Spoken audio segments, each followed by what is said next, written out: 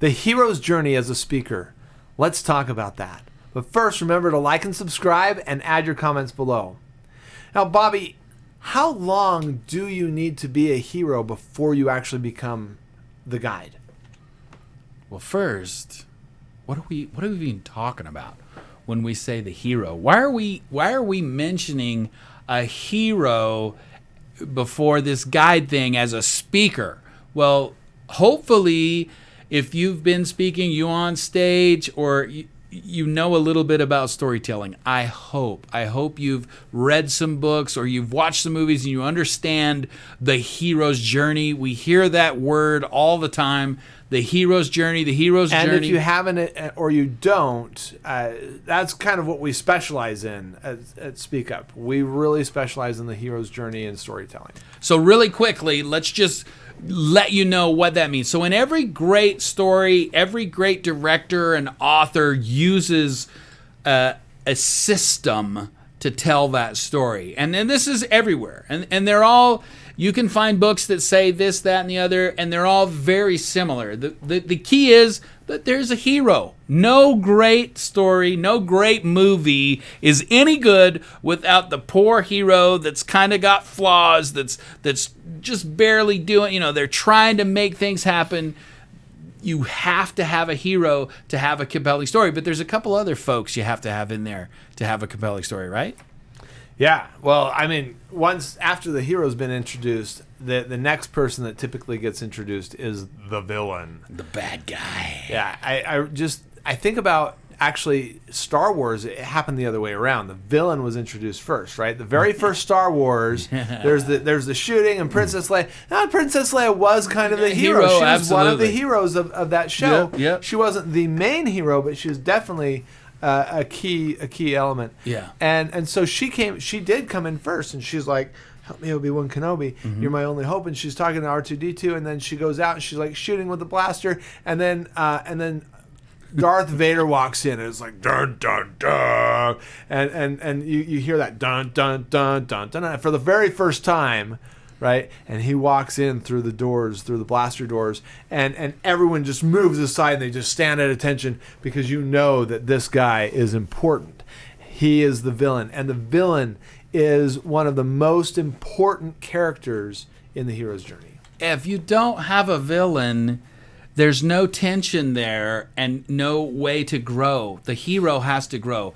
And the villain, let's face it, the villain gives the hero the opportunity to step up, to fight, to be strong, to overcome, all this cool stuff. But there's one other thing in the hero's journey that is also one of the very, very powerful tools for the hero, and that is the guide. The guide. We always have a guide. If staying with Star Wars, Obi-Wan Kenobi is, of course, the guide for Luke Skywalker, and this is a thing that we don't talk about very much. This guide is, as a speaker, one of the most important pieces that you should understand. Well, once the hero is introduced and the villain is introduced, one of the typical themes with heroes is that they don't necessarily want to rise to the call. They're compelled to rise to the call. And in order to stimulate that compulsion, someone has to step in and actually call them to do it. Most of the time, in the Sword and the Stone, there's Merlin. The sword itself is kind of a guide of sorts because it helps Prince Arthur or young Arthur to feel like he needs to take some action. He's the one that drew the sword, and by drawing the sword, he actually is called to step up. And this brings us to the most important piece as a speaker. So there's a lot of people out there that may have the misconception that when you're on stage, you're the hero talking to the audience. And that is not the case. No, you're not the hero. You're not the hero. You will quickly lose the audience if you don't put them in the seat of the hero, and you are the guide. This is very, very important. As the guide, you get to call your audience to their hero's journey. You get to call them to step up, to take action, to take on their villain. This is such a powerful tool, and so many speakers miss this. They do not realize they are not the hero here. They are the guide. We are Obi-Wan Kenobis. We are not Luke Skywalkers.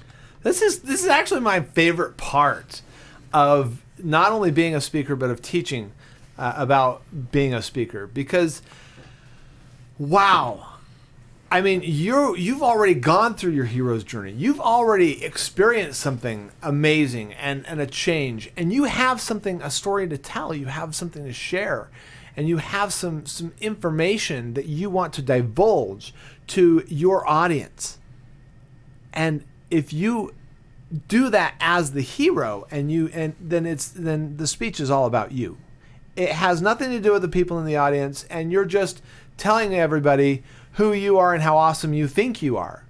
But if you actually take on that guide, if you recognize that you've already been the hero, you've already fought your fight, and people have come to hear your story so that they can be inspired, then all of a sudden you can step in and you can be that Obi-Wan Kenobi. You can be that Merlin who says, you were born to do this. You might think, too, for a second that there's a contradiction here. Well, if I'm going to tell my hero's story, then aren't I saying I'm the hero? And no, you are not. What you're doing is giving legitimacy to who you are as the guide. Luke Skywalker finds out that Obi-Wan was one of the original Jedis, right? He learned that he at one time was the hero, and we see he fought side by side with Luke's father. Yeah, exactly. So you'll see, and watch every movie. We're using Star Wars because most everybody knows Star Wars and stuff like that. But the big thing is, if you watch any movie, they will follow this whole track. But as a speaker and being on stage, you want to connect with that guide connection. Now, you still can be telling your hero's journey, but what that is doing is compelling the audience to look at you as the guide because you've been through it. Maybe you've been through what they've been through, but not only that, you overcame it, and now you're in a different place. And maybe if they want to come to that different place, you can impact them by calling them to do what you did. So that's it. That's kind of the whole drill there. What do you got? So at the end of the day, what's the answer to the question? How long do you have to be the hero before you can become the guide? As long as it takes for you to get over whatever the pit, whatever the dilemma that you were called to be the hero. Because that's with you as a speaker. You are now on stage. You have to own your hero-ness. You have to own that you overcame it. Too many times, speakers on stage, they'll start speaking, and maybe they'll get in the pit and they fall into this place where the audience is like, did they actually get over it? It sounds like they might still be there, or they might still have some problems. I don't want my guide to have those problems anymore. I want to get information from my guide that is over that. So please don't make the misconception that, hey, I'm still fighting this. I'm still trying to work on this. I don't want to learn from somebody that's just trying to work on it. So when do you become the guide? When you have overcome your hero's journey, when you become the ultimate as that hero, and you've overcome the villain, you've overcome all those things, now you are the guide. And that's when you got that opportunity to start speaking on stage about it. And I would say when you've had the breakthrough, when you finally have it figured out, when you have all the answers, that's when you become the guide. So that's it, you guys. How do you become the guide? You go through your own hero's journey and you get all the answers so that you can share them with other people. Become the guide. Become the guide. It is such a powerful and wonderful place to be. And In the meantime, keep watching our videos, like and subscribe, and add some comments below. We'd love to hear what you feel about becoming a guide up on stage.